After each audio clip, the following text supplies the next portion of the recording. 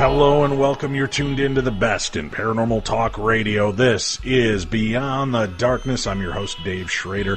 Let me remind you, aside from all the shows this week on Beyond the Darkness and our True Crime Tuesday podcast, I'll also be hosting Coast to Coast AM this Saturday night. Coast to Coast AM is the #1 overnight talk show radio in the world, and I would love for you to tune in and check it out. We're going to be doing a double header of true crimes. Two different crimes we're going to talk about. The first one is the 1984 McDonald's massacre. It is an unbelievable story. There's a documentary out there called 77 Minutes. If you haven't watched it, check it out.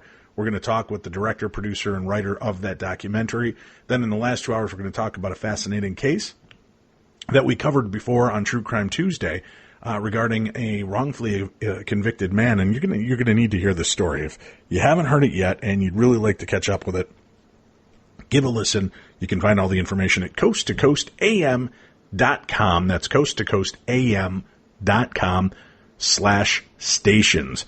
And there you'll find all the stations around the United States and around the world that you can tune in. Or you can join me on knsiradio.com and stream it and listen directly from the website. That's knsiradio.com. That's this upcoming Saturday, midnight till 4 a.m., early Sunday morning. All right, it's been a while, but he's back, ladies and gentlemen. He is the director of the Pennsylvania Cryptozoology Society. He is one of the hosts and stars of Beyond the Edge Radio. He is our go-to guy when it comes to monsters and strange creatures. Our Monster Watch specialist, Mr. Eric Altman, is joining us now for the first time on Beyond the Darkness. Eric, it's great to have you here. Thank you for coming on. Well, thanks for having me, Dave. It's a real pleasure to be with you tonight. Man, there's a lot of weird stuff going on in the world around us right now, and I know what I wanted to kind of cover with you is talking about some of the news stories that are out, but some of the amazing historic stories and how far back some of these cryptid legends really go. And I know you're the guy to talk to about all this, but let's start off right away. There's huge news that keeps sweeping the internet talking about these two park rangers out of, I believe, Texas, who claim to have encountered a Bigfoot while wearing like a chest video camera. What can you tell us about this story when it broke in the news? What's going on with that? Well, actually, the story started back in June where a couple of youngsters were out in the woods and they had a camera and they actually recorded what they claimed to be a Bigfoot running through the forest. It was running very quickly. The video was very grainy and it was very difficult to make out what was in the video. And, of course, it hit YouTube, and as most things on YouTube do, it went viral, and pretty soon everybody was talking about it. And the Old Settlers Park in Round Rock, Texas, which is just outside of Austin, they picked up on the story as well, and they began to publicize photos that their park rangers claimed that they captured on surveillance camera. And these photos showed what appeared to be large human-like footprints. You could see the toes in them. They looked like very, very big footprints, to be honest with you. And again, those photos went viral, and it really took off. And it made national news, made the AP wire. And pretty soon, it was all over the world. There was a Bigfoot running around in Old Settlers Creek Park down in Round Rock, Texas. Unfortunately, the news broke just a few days ago that this Bigfoot supposedly recorded and the footprints supposedly captured on surveillance camera weren't really that of a Bigfoot, but part of a publicity stunt to advertise a Bigfoot event that's coming to Round Rock. And it's a Bigfoot Adventure weekend that's going to be taking place, as a matter of fact, this weekend, July 15th. And it's going to feature our favorite cryptozoologist and the self-proclaimed godfather of Bigfoot, Tom Biscardi.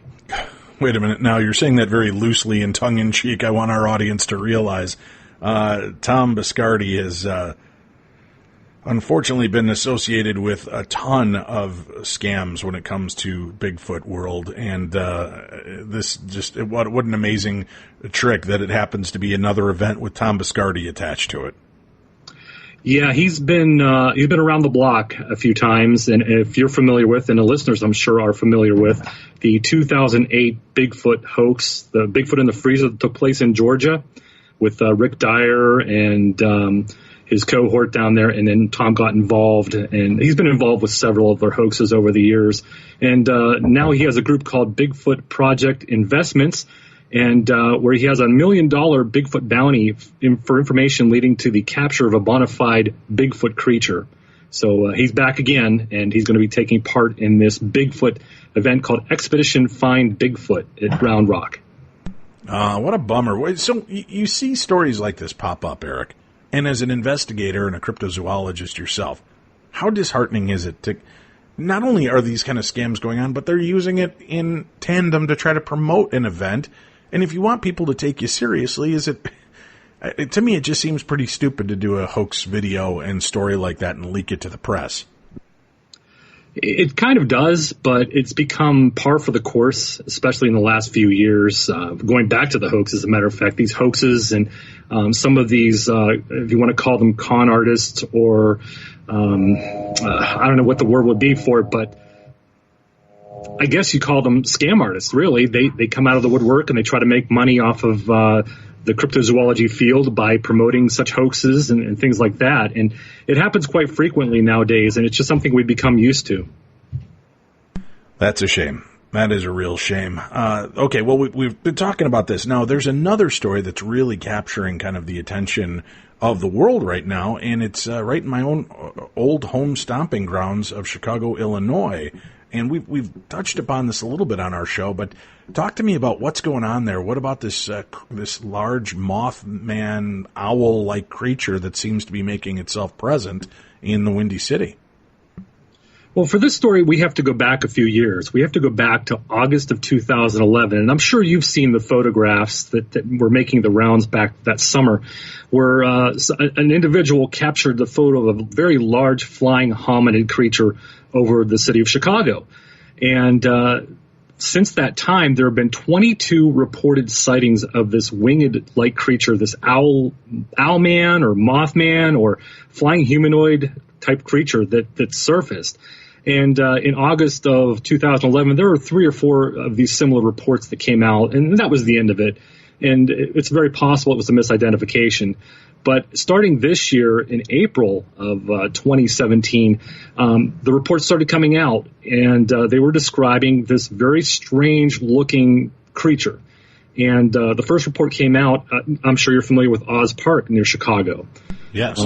In April of 2017, April 7th, as a matter of fact, it was reported that a large humanoid creature standing approximately 7 foot tall, with solid black features, a large pair of wings that were folded behind it, was seen by a witness before it just flew up in the sky. And the witness even described seeing these bright red ruby-type eyes that appeared to glow from the creature. And from that point forward, witness upon witness started to come forward and report seeing a very similar-looking like creature flying over the skies of Chicago and some of the suburbs near the lake. Yeah, and a lot of people are really showing interest in this. A lot of investigators, newscasters, paranormal enthusiasts, and specialists. But kind of looking at it from the outside, Eric, and knowing what you know, are there things that look like immediate hoax to you about this story? Or maybe on the other side of things, are the things that make this look like it's got some legs to it? What I find very interesting about this story, and I've talked with Lon Strickler of Phantoms and Monsters. You're familiar with Lon and his work. Lon has reported seeing and talking to these witnesses and seeing very similar things in accordance with the Mothman flap that took place in 1967. If you recall, that began in November of 1967, and it rolled all the way through 1966, and rolled through December of 1967. And there were over 100 sightings at that time. And unfortunately, there was never really an answer given, but there were very similar sightings. People reporting a very large, 6 to 7 foot tall, hominid-like creature, gray skin, the bright red ruby eyes, as I described in the first sighting in Chicago in April.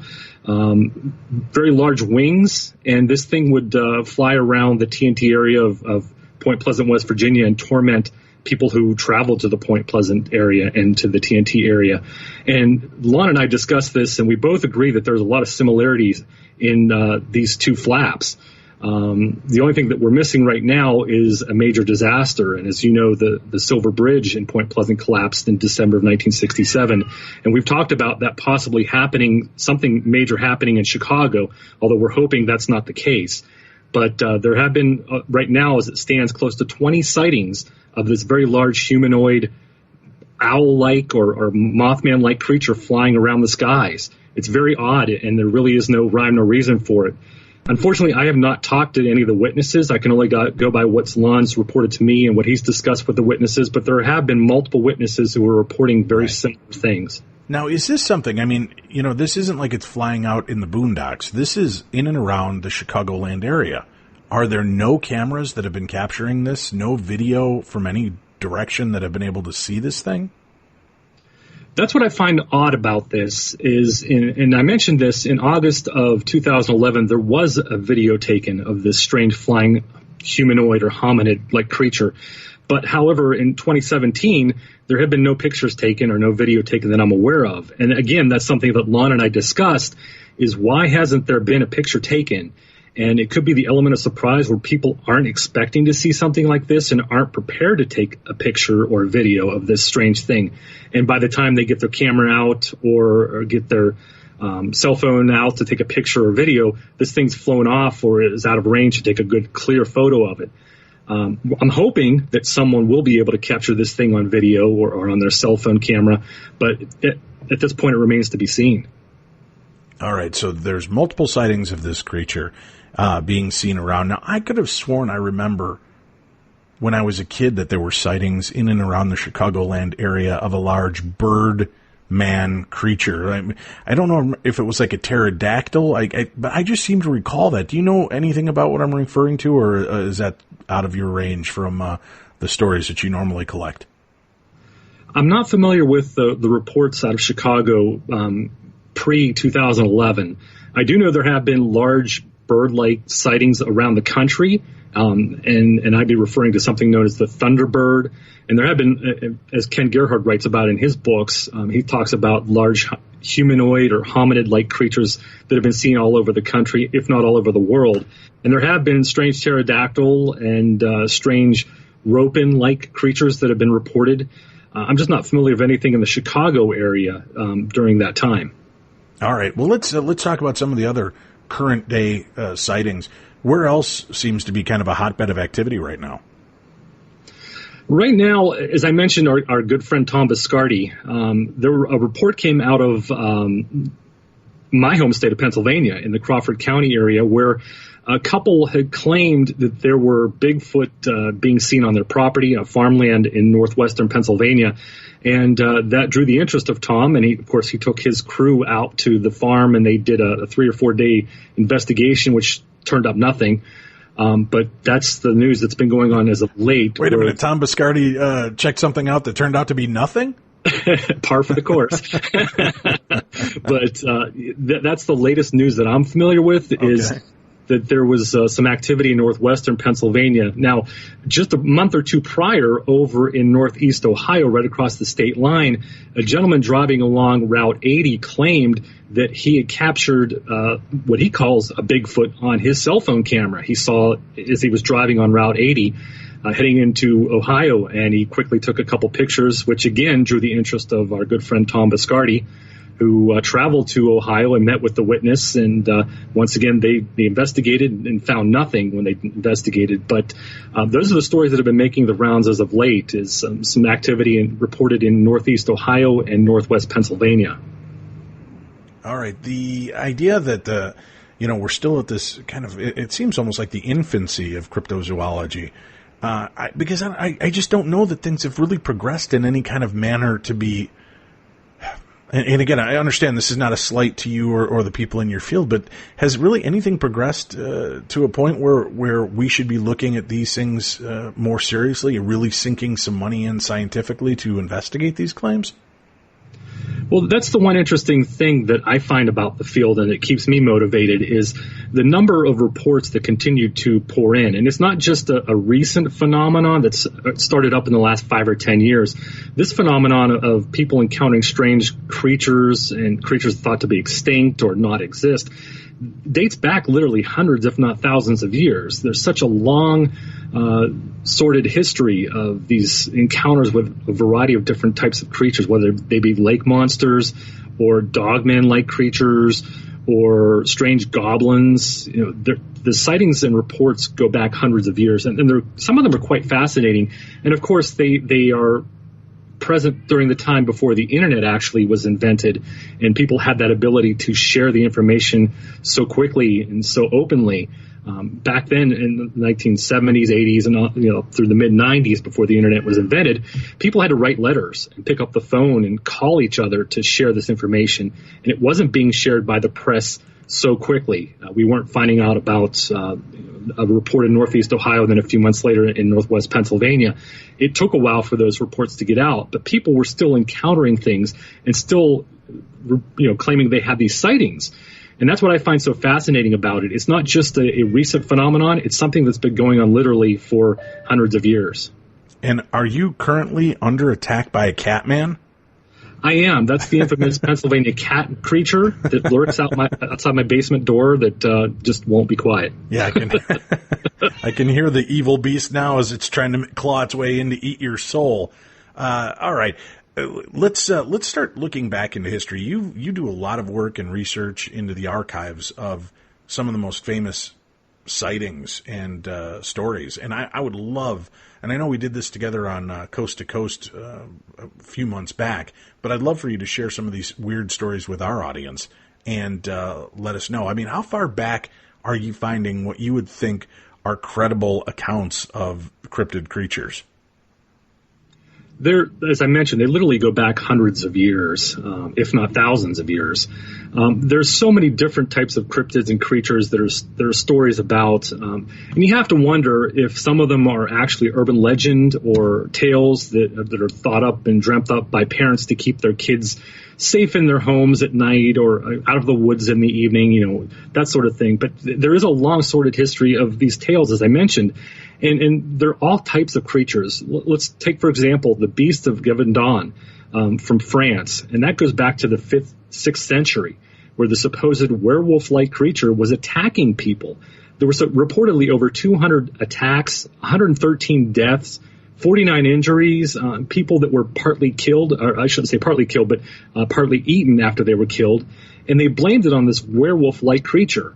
And that literally goes back to 564, excuse me, not 564, but going back to the 1700s. I misquoted myself. The 1700s, I'm thinking of the Loch Ness Monster's first sighting was in the 5th century. But the Beast of Gévaudan was a werewolf-like creature that stalked the southern central mountains of France and terrorized people. And if those tales go back that far, and there's literally hundreds of eyewitnesses and people being reportedly killed and partially eaten, you have to wonder if there really is some credence to some of these types of stories. Well, yeah, I mean, especially going back that far when there was, it's not the hype it is today where everybody's looking for their 15 minutes of fame and spreading even the slightest of encounters with the world, quick and rapid through social media. Exactly. And most of those folks were embarrassed to come forward and share their encounter. They didn't want to be thought of as being crazy or they didn't want the ridicule or be known as the town freak. This stuff was happening, and most of these people that had these sort of encounters or experiences kept things very quiet.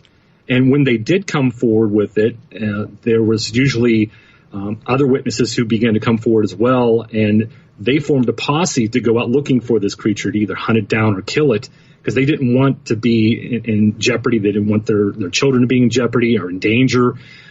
So these stories were taken very serious back then, and they were given a lot of credibility to the witnesses. All right, where do you want to take us next in our journey of monsters around the world? What's another one of the creepy old-fashioned stories you were able to dig up? Well, this one is one of my favorites, and I don't know if you would classify this necessarily as creatures or aliens or exactly what they were, but it's the goblin case that took place in Kelly Hopkinsville in Kentucky in 1955, where a family living in a very remote cabin in August of 1955, there were 5 adults, 7 children, and they were spending time in this farmhouse. And one of the young men went out to pump water from a well, and he saw strange lights in the sky. And he came back to the house and reported those strange lights in the sky to the family. And, of course, they didn't believe him. They laughed it off. But soon that evening, there was very strange goblin-like creatures that began to show up at the windows. And they were coming to the windows, looking in the windows, and they were literally scaring the people in the home. They didn't know what they were seeing. And they described them as being about 3 to 4 foot tall, having these long, pointy ears, these big glowing eyes, arms that hung down well below its knees. And the men in the home began to shoot at these creatures with shotguns and rifles. And no sooner would they hit one of these creatures and knock it down, the creature would get back up and come back towards the farmhouse again. And the siege went on all night long. No way. All night long. Finally, the creatures left, and about 3:30 in the morning, they returned. The family again shot at these creatures, drove them off, and they were finally able to. A couple of the brothers were able to leave the house and contact the police department. And the police department did come out. The sheriff came out with a few deputies. They looked around. They did find some strange, what they called glowing like residue on the ground, but they weren't able to find any type of other proof that this incident really occurred. And it's one of the more fascinating creature encounters, or alien encounters, if you will. And they even have a festival today in the area celebrating this strange occurrence that took place in 1955. But there's been no sighting before or after that? No, nothing. It was just that one encounter that happened. And as I said, the officers that came out to the farm and looked, they weren't able to find anything other than some strange residue on the ground, which they weren't able to identify. They said it was like some kind of strange glowing fluorescent residue. That's what they described it. But there was never any encounters after nor prior to this event that happened. Yeah, that would put me definitely in the mindset of more alien sounding in nature than cryptid, especially if it was a one and done and nobody in and around the area has seen anything prior or since. It's a very strange case, especially when the brother reportedly saw the strange lights in the sky. Now, I've talked to some other investigators who have gone out to Kelly Hopkinsville area and done some research, and they've talked to some of the locals in the area who claim that these goblin-like creatures still roam the forests around this area. Although there's been no proof to back up these claims and no sightings, as far as I'm aware of, there has been talk that these goblin-like creatures have been seen and experienced around the area. I don't know of any personal witnesses who've claimed this, but talking with other researchers, that's what I've been told.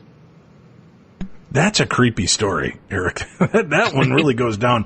Now, if you hear about a sighting like this in current day, okay, is this one that would make you kind of stand back and think, they're taking shots and getting back up and running. Maybe I'm just going to let Tom Biscardi investigate this one, and I'll just stay home tonight.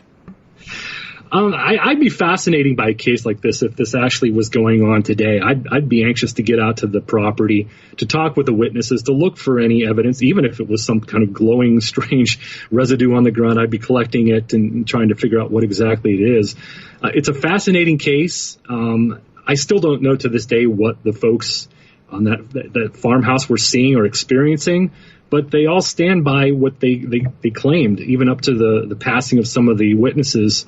They still stuck to their story. And some of the children who were hiding under the bed in one of the bedrooms that night, they stand by the story of what happened at the farmhouse. And I find it a fascinating story, whether they were aliens or some type of cryptids or whatever they were, the goblins of Kelly Hopkinsville, as they've been now called. It's a very strange case.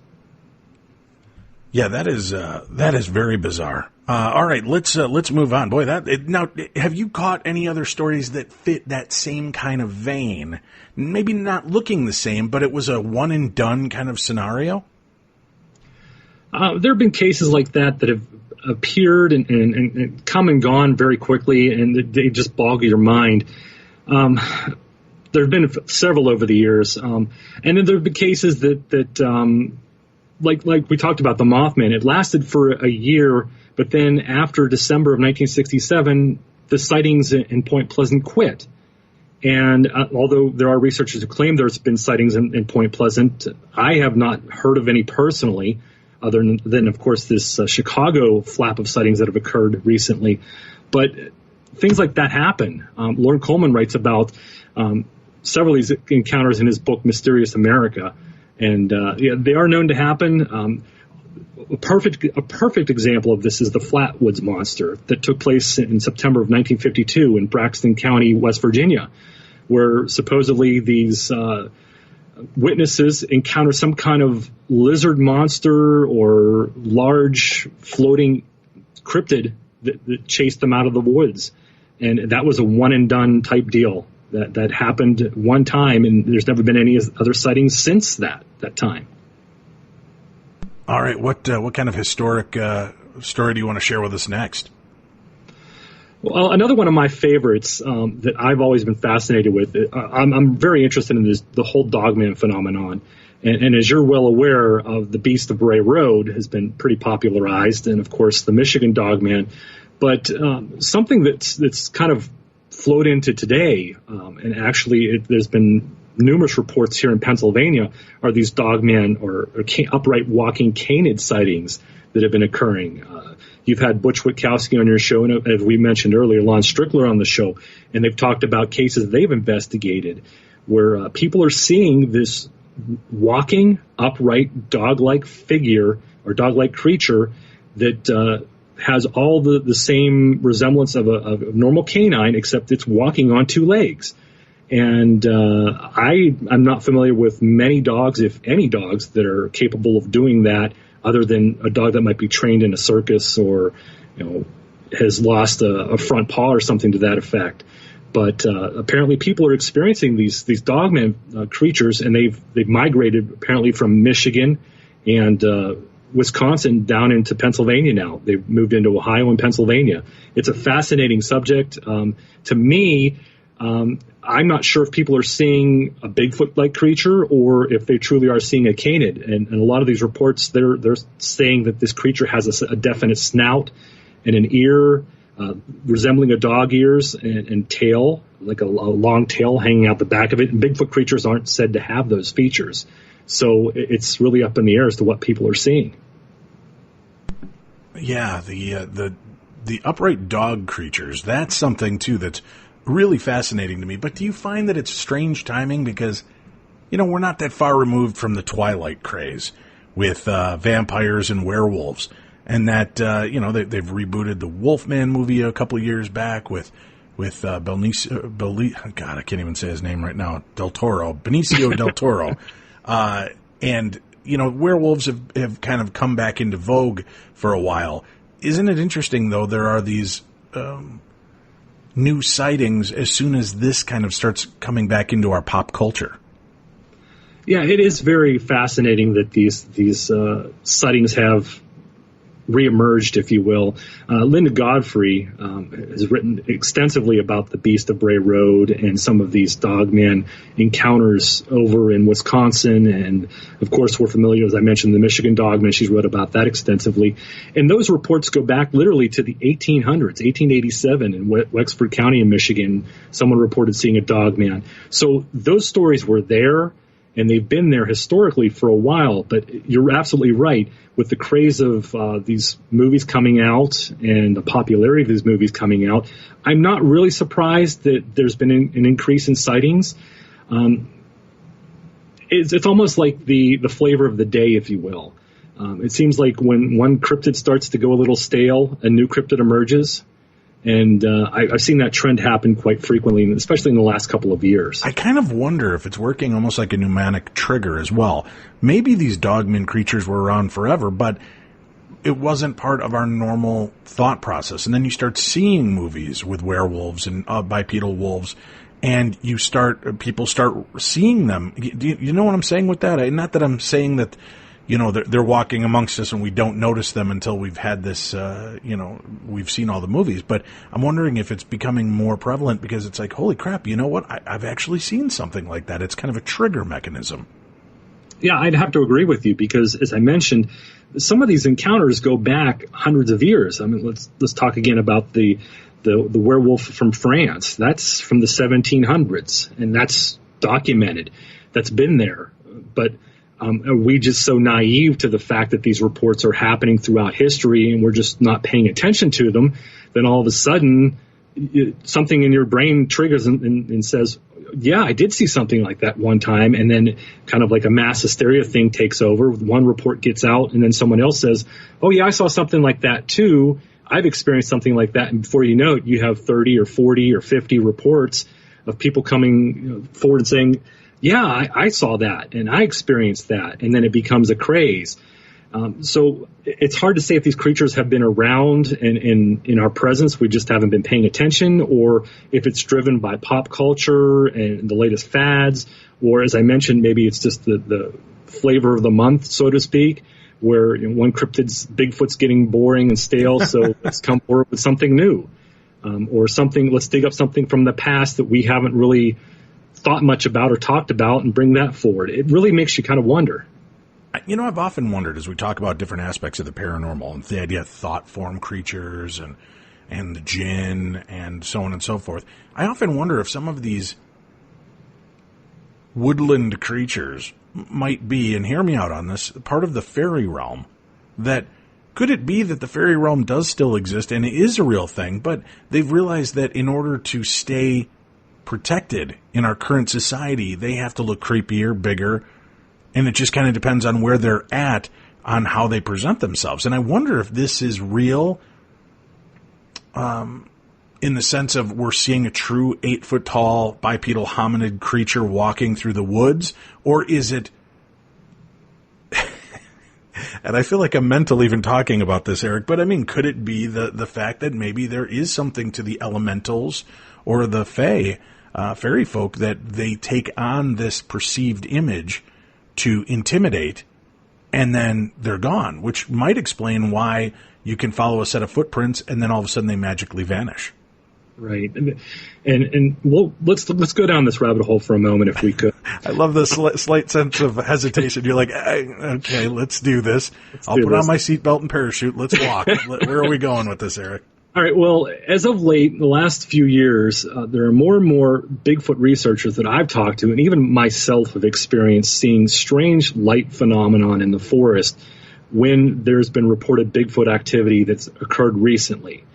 And what I mean by light anomalies or light formations, I've witnessed it myself, and I have no explanation for it. But I'm talking to more researchers who are expressing to me that they're investigating a location for a recent Bigfoot sighting, and they see strange lights floating through the forest. Not necessarily like lightning bugs or fireflies, but multi-color changing lights, large orbs of light that would move very quickly through the trees and then disappear. So if these fairy creatures that you're referring to, if they do in fact exist, could that be what is representing itself to us as an 8-foot-tall creature? It's very, very, it's not out of the realm of possibility. We can't discount that, because I wouldn't believe it if I hadn't seen it myself. And right. I've seen it on several different occasions where I've seen the strange lights a day or two after there's been a Bigfoot sighting in the area. I have no explanation for it. I can't say they're fairies. I can't say what they are, because when I go to approach these lights, they're gone. But I'm seeing these in more and more places, Eric. I've reported, I've physically seen these sparkling lights in places like the Queen Mary when we were down, and I believe I was with Bill Murphy from Fact or Faked, and we might have even mentioned it recently. But when we were down in the hull of the Queen Mary, before things started going, all of a sudden there were these, you'd see like these sparks that would take place out of just thin air. And you'd be like, did you guys just see that? And they're like, yeah, it was really bizarre. And then weird things would happen. So I wonder how much of this might be more of a natural elemental character as opposed to a real ghost or a demon or Bigfoot or Mothman. And it's just these creatures that coexist with us but have to take on scarier looks in order to stay safe. At this point, Dave, I don't know. I really don't know what they are. I have no explanation, and I've gotten to the point now where I just go out and I try to find the answers the best I can and try to rationalize what I'm experiencing, what I'm seeing. I'll share a very quick story with you. It's kind of humorous story, actually. I was doing a Bigfoot investigation in central Pennsylvania several years ago, and I had a wildlife biologist with me. He's also a naturalist, professional naturalist, and a park ranger. Very familiar with the outdoors, with wildlife, and has spent many years in the forest. And while we're investigating a location, it's about 2 or 3 o'clock in the morning, and it had been raining, so it's a little damp outside. We both see this, I can only describe as this lantern swinging back and forth through the trees, as if somebody walking and carrying a red lantern. And I stopped and looked at it, and I grabbed the gentleman who was with me by the arm, and I said, "What is that? Is that somebody over there with a flashlight? What is that?" And he looked for a few seconds, and he became very unnerved and said, "Let's go back to the car." And I said, "Why? We're out here to investigate." And he said, "No, I think we should go back to the car." And he very quickly made his way back to the car through the woods, and at one point he actually fell and ended up in a mud puddle covered in mud. He got up, dusted himself off, brushed himself off, and continued to hurry back to the car. And when we got back to the car, I said, what unnerved you so bad? You've been out in the woods for years. What did you see? And he goes, "That wasn't a natural wildlife creature." And I said, "Well, what was it?" And he says, "It was an elemental." And wow. I just looked at him, and I was like, "Are you serious?" And he said, "That was an elemental." What about it stood out to him that it wasn't natural? I guess the light's moving through the forest without any cause. Very cool. All right, we need to take a quick break. We've got more Monster Watch. When we return, you've got the best in paranormal talk radio right here. Stay tuned. We've got more coming your way on Beyond the Darkness.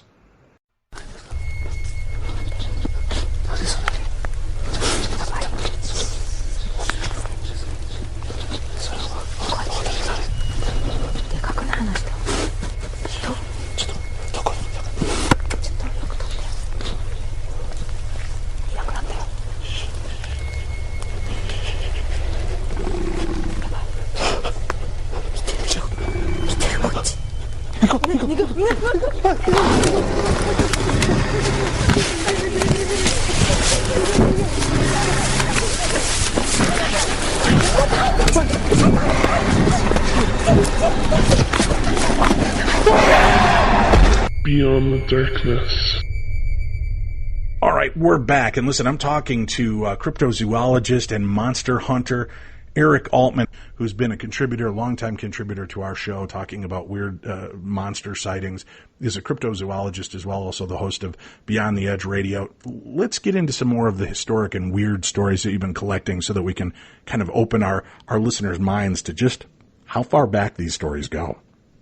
I've got one for you, Dave. And we were talking about the goblins of Hopkinsville. Yes. And you mentioned you asked about one and done type cases. This is probably one of the strangest cases that I've come across. And Lauren Coleman wrote about this, and it's a fascinating type of cryptid. I don't think it was ever seen prior nor after it was encountered. And it's called the Enfield Monster. Have you heard of this one? I've heard of the Enfield Poltergeist, which came out last year in theaters, but the Enfield Monster, no, I've never heard of this. This took place in 1973 in Enfield, Illinois. And this happened April of that year, where a young man heard a scratching sound at his front door. And he took a look outside and saw something he thought was a bear, and grabbed a flashlight and a gun and decided to head outside. And that's when he saw this creature standing between some rose bushes. And as he went on to say, it had 3 legs on it, a short body, 2 little short arms, 2 pink eyes as big as flashlights, and it stood about 4.5 foot tall, gray in color. How's that for a cryptid for you? Yeah, I will never be going outdoors ever again. And that's, again, in Illinois where I grew up. Very freaky. Okay, so what happened? Well, this gentleman who went outside to encounter the creature shot at it. He took 4 shots at the creature. He said he hit it once, and it made a hissing sound much like a wildcat would hiss if it was upset. And then the creature took off towards a nearby railway embankment, and it covered 50 feet in 3 jumps. So it was bounding as it ran away. And McDaniel, the young man who saw this creature, contacted local authorities, and they discovered footprints in the ground. And they described the footprints as dog-like in shape with 6-toe pads on them. And when they interviewed McDaniel, they said they found him to be sober and rational when he reported the incident. And they found no sign of a hoax. They found no sign of the creature, unfortunately, other than the footprints. But they found it rather odd. And just a few days later, another resident of the area, a 10-year-old boy, as a matter of fact, claimed he had seen the creature about a half an hour before McDaniel had seen it that night in April of 1973. And he claimed he had seen this thing. It was tearing, it attacked him, and it was trying to rip his tennis shoes off his feet. So that's the... Give me your sneakers. I want your Nikes. But again, the investigators now, had you told me this was like 1984 or 86, I might believe it if somebody was trying to steal your Adidas or your Nikes. But 1974, come on. Yeah, they must have had kids back then. But, Lauren Coleman reported on it, and he went out to investigate. And he talked to the witnesses, and witnesses claimed they even made an audio recording of the creature's cries. Especially after Henry McDaniel was the one who shot at the creature. And they said they recorded the creature's sounds. And then a few days later, the creature was encountered again. It disappeared and was never seen after that. All right. Well, that's another freaky creature. All right. Where are you going to take us next, sir? Well, we were talking a little bit about the Mothman/Owlman type of sightings that took place in Chicago and, of course, in Point Pleasant. Well, did you know there was an Owlman flap of sightings that took place in the 1970s in Cornwall, England? I did not know that. It's a very strange case. They called him the Owlman, or the Cornish Owlman of Cornwall, England. And again, it took place in the mid-1970s. As a matter of fact, it was between the years of 74 through 78. And then again, they saw it in the late 80s and early 90s. But they described this strange-looking creature. They said it would hover around a church in Cornwall, England. And they described it as a feathered bird man rather than a Mothman or like a pterodactyl type of creature.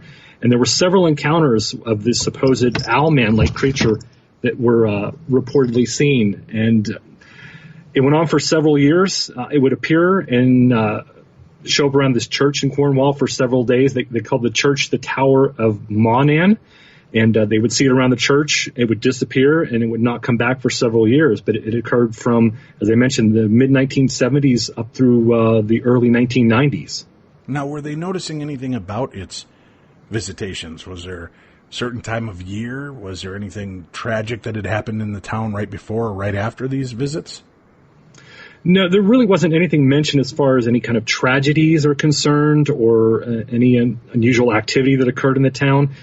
People just had seen this owl man-like creature or feathered bird man, and it seemed to be consistently appearing around the church, the Tower of Monan in Cornwall, and that's where it was seen periodically over the years. It had never been seen anywhere other than that church area, apparently. All right, fascinating stuff. Where are you going to take me next, sir? Well, there's some other great cryptids that have been talked about throughout the years. There's so many that it's almost hard to get into how many there are, really, because there's just the sea monsters, the lake monsters, for example. We know of Nessie. We know of Bessie from the Chesapeake Bay. Chessie, of course. Bessie from Lake Erie. There are so many aquatic creatures. The most famous that we've talked about several times on the show is the Loch Ness Monster. And after, as I mentioned earlier, the first sighting took place in the 5th century around the loch. And literally hundreds and hundreds of sightings have occurred around the loch over the years. Most recently in 2015 and 2016 was historic years for sightings around the loch. People claiming they've gotten photographs of wake from the creature. But still to this date, after hundreds of years of people claiming to see that, there's no physical proof that Nessie really exists. Now, I know when you were on Coast to Coast with me, you were talking about, we were kind of talking about one specific area, kind of out on the East Coast, right, that was so ripe with stories of these cryptid encounters? That's correct. We talked a little bit about the Chestnut Ridge area of southwestern Pennsylvania. It's actually in my backyard. And it's a place where I've investigated for the past 20 years. Now, isn't this, I thought we've talked to some people that have said that there are some violent Bigfoot-like encounters that have been taking place in that area. There have been some aggressive Bigfoot encounters that have taken place in the Chestnut Ridge. And recently, one thing we did discuss on Coast to Coast was a sighting that took place in May of 2016, where a very aggressive and very... what's the word I'm looking for? Assertive Bigfoot approached a car on the road and actually leaned down and put his hands on the hood of the car and peered down into the windshield of the vehicle, looking at the two terrified eyewitnesses who sat in the driver and passenger seat. That's a very unusual display of behavior for a Bigfoot, especially here in Pennsylvania. Usually they're docile and they turn and walk off if they're reportedly encountered. This one, however, when it came down into the roadway in front of the vehicle, it stopped. And the people in the vehicle that saw this creature come down off the embankment from the forested area into the roadway, they sat there in their car thinking, what is this thing? They backed their car up, thinking it would continue on its way across the road and down the embankment into the opposite side of the road, the other forested area, but it didn't. It stayed its ground. It was a very assertive Bigfoot, as I mentioned. It stood there. So they figured, we'll move forward and maybe scare this thing off the roadway as we drive towards it. As they drove towards it, this creature stood its ground. It didn't move. Finally, the driver bumped his bumper into the Bigfoot. Of course, that I guess kind of aggravated the Bigfoot a little bit. Understandable, sure.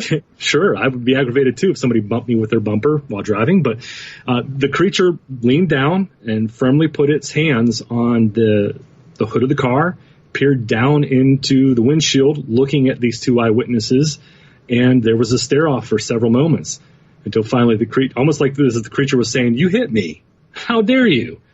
And it stood up, turned, and walked off across the road and down the embankment into the forested area and disappeared from sight.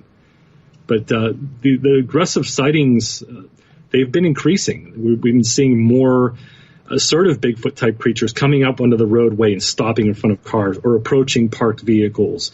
Or instead of fleeing like we're typically accustomed to hearing, they're approaching people. They're becoming more curious or more aggressive or more assertive, as I mentioned. Is that because we're encroaching more and more in their area and people are looking for them now? Do you think that's why they're getting more aggressive? Are they getting, like animals, just more and more used to humans, so they have no problem standing their ground? Well, at this point, we really don't know. I wish we had an answer, and I would be able to tell you, yes, that's the reason. But it could be that we are encroaching on their territory, and they're feeling more intimidated by us, and thus starting to react more aggressively towards us, maybe in an attempt to say, hey, this is my yard, my house, get out, or stay away. We really don't have an answer as to why they're behaving this way. It could be food sources. They could be running out of a food source in an area, or with all the fracking and oil refining going on in the country, we could be encroaching into their area that way, and they're fighting back. They've had enough of the way humans are. It's really, we don't have an answer as to why they're doing what they're doing and why they're behaving the way they are. But it seems like a trend across the country where the creature encounters are becoming more aggressive, and these creatures are becoming less intimidated by us and more assertive, where they're standing their ground and refusing to back down from us. You know, we actually had a story that was shared with us on our Theater of the Mind about a bear encounter with a Bigfoot, and those two seem to be not happy with one another. There was a big battle that ensued. Have we heard many reports from hunters about encounters like that? I know that there's been supposedly hunters that have witnessed Bigfoot breaking the neck of a deer and carrying it through the woods. But have there been many encounters where they seem to be more aggressive in battling other creatures? One case I'm familiar with took place in the Sabine River near Arkansas in Texas. And supposedly this deer hunter who was up in a tree stand witnessed a female Bigfoot pounce down on a feral hog and kill the feral hog with just beating it over its head. And carried the feral hog off into the forest and disappeared. So wait a minute. Not only do I have to worry about running into a Bigfoot or snakes or feral hog, I got to worry that there's female Bigfoot hanging out in treetops that just might lunge down and drop on you if they're hungry? Nowhere is safe, Dave. Nowhere is safe. Nowhere is safe. Oh, freaky. All right. What other stories do you have for us? Well, as I mentioned, we've got the Loch Ness Monster. We've got several lake monsters that, and there's we've talked about this on Darkness Radio when I was doing Monster Watch. These strange sea creatures that are washing up on beaches. Right.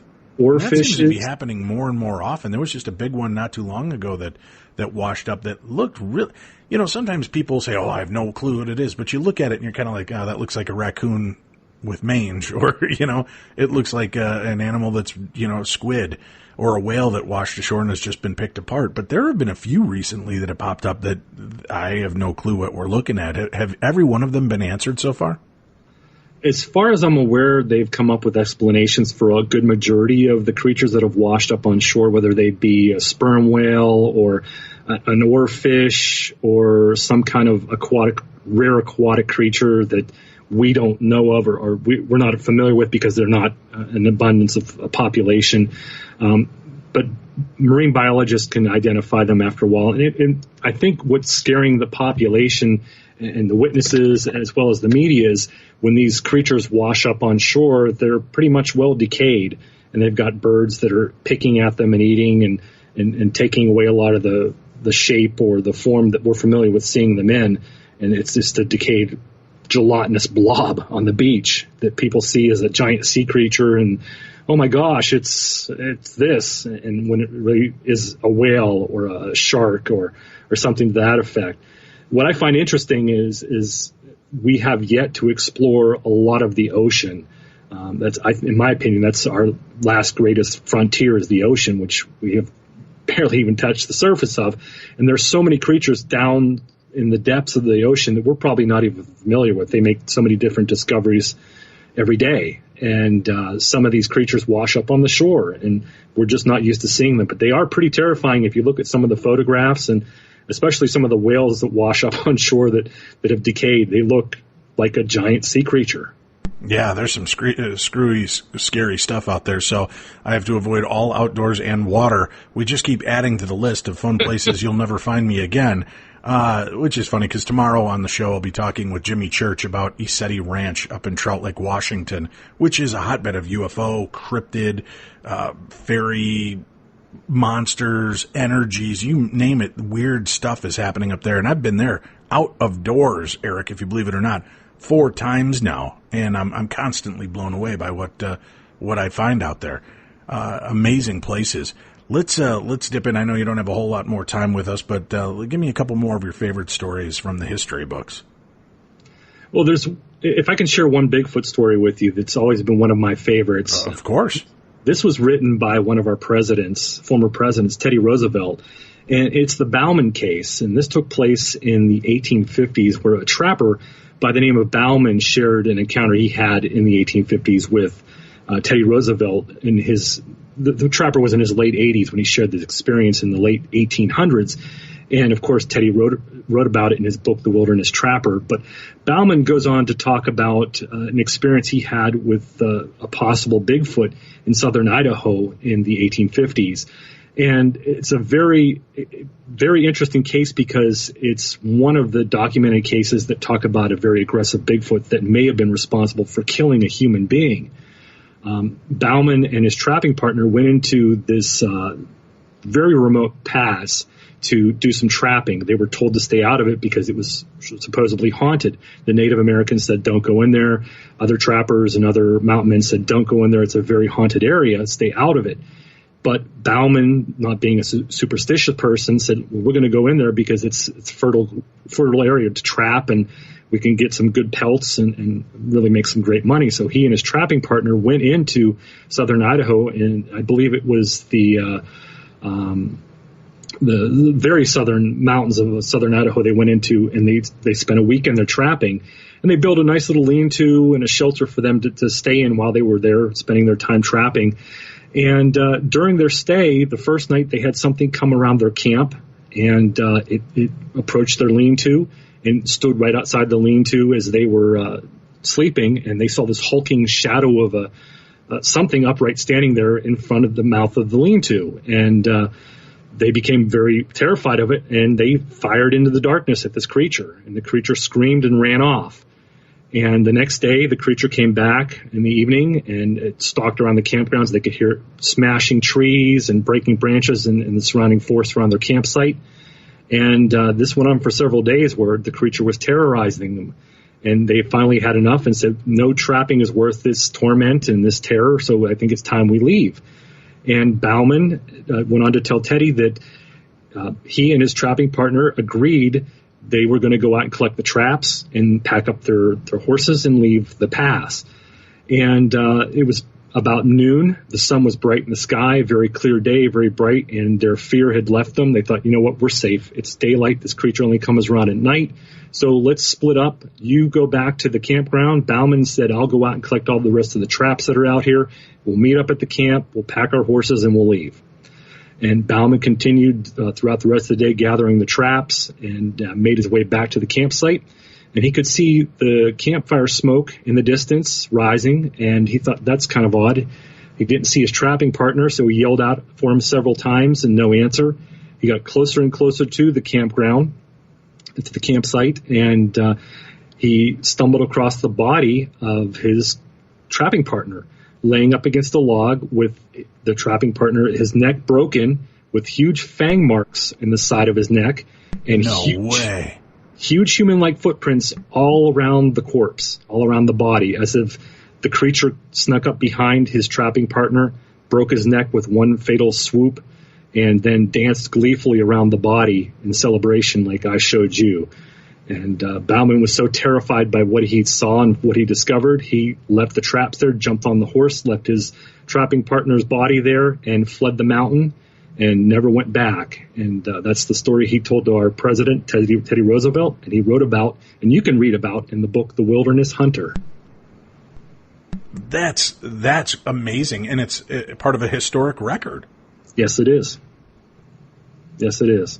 And a violent altercation to top it off. That is strange. Holy cow. Are there many? Now, I know, and I think we mentioned it a few years back, but I thought that there was some legend regarding Davy Crockett having confronted a Bigfoot at one time, or was it Daniel Boone, one of those two that seemed to have tangled with a wild man at some point. Do you know anything about that legend and lore, or was that ever debunked? It was Daniel Boone that supposedly shot at a Bigfoot and had an encounter, a very aggressive encounter with a Bigfoot. I'm not familiar with the full details of the story, but I do know it was Daniel Boone, and he had an encounter with a very aggressive wild man of the forest. Back then there wasn't the term Bigfoot, but a wild encounter. And yeah, there are those historical tales out there. There were many before 1958 when the term Bigfoot was coined. So, some pretty aggressive encounters over the years reported. How about other creatures? I mean, are we hearing anybody being attacked or being confronted by these wolfmen, by these chupacabra, by these bird creatures? Any of it going negative? Well, aside from the dogman encounters as of late, those have been fairly aggressive, much like the Bigfoot encounter I described earlier.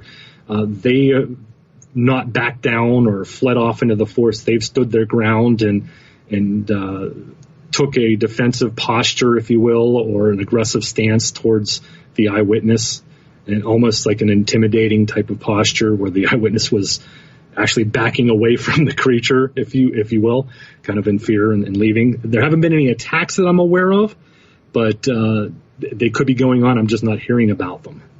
All right, we have about 5 minutes left together. Give me another one of your favorite all-time cryptid stories. There are so many good ones out there. Again, this goes back to 1924.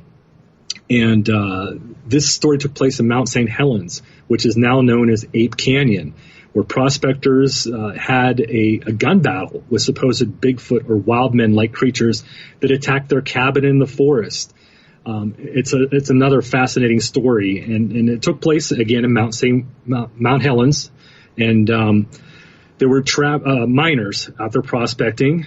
They had a very nice cabin set up where they were staying at, and as they were doing their prospecting and returning to the cabin, one of them stayed outside and saw a hair-covered creature, an upright hair-covered creature spying on them from the forest, and he took a shot at this creature, and he missed it.